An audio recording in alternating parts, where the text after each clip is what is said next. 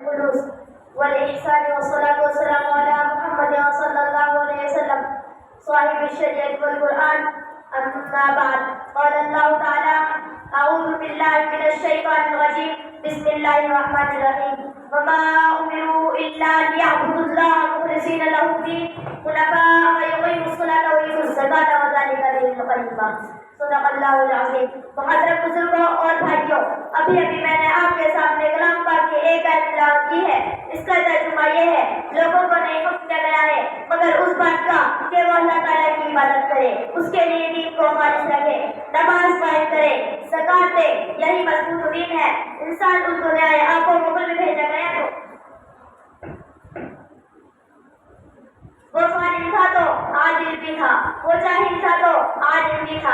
انسان کی تخلیق کچھ ادب ڈھنگ ہوئی. خالق کے کائنات میں اس نے مسلطیں رکھی.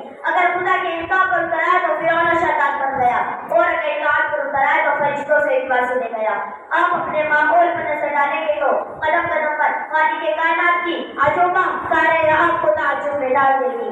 انسان کس طرح سے اللہ تعالیٰ کی خوشنودی حاصل کرتا ہے اور کس طرح نہیں. قرآن مجید میں اس سلسلے میں بہت کچھ کہا گیا ہے، لیکن اگر اس کا خلاصہ چند الفاظ میں ادا کیا جائے تو کہا جا سکتا ہے کہ اگر انسان اللہ تعالیٰ کے احکام پر دل سے عمل کرتا ہے تو وہ رضا الہی کا مستحق ہے، اور اگر اس کے احکام پر عمل نہیں کرتا یا کرتا ہے لیکن دل سے عمل نہیں کرتا بلکہ دکھاوے کے لیے کرتا ہے تو اسے خدا تعالیٰ کی خوشنودی حاصل نہیں ہو سکتی. یوں سمجھے کہ جس طرح دال بے نمک بیکار ہوتی ہے چاہے اسے کتنی ہی اچھی طرح پکایا جائے، اسی طرح انسان کا عمل بیکار ہو جاتا ہے اگر وہ خلوص کے ساتھ نہ کیا جائے. آپ سے ایک روزے رکھ جائے، لاکھوں رکعت نماز پڑھ لے، اپنا تمام مال غریبوں پر تقسیم کر دے، ہر سال حج کر لے، مگر آپ کے دل میں اخلاص نہ ہو، تمام کام دکھاوے کے لیے کرتے ہو، اپنے کو مولوی، حافظ، حاجی، نمازی اور شریف آدمی کہلانے کے لیے کرتے ہو تو یقین رکھیں کہ ہمارے اور آپ کے یہ عمل آخرت میں ہے جس مقبول نہ ہوں گے.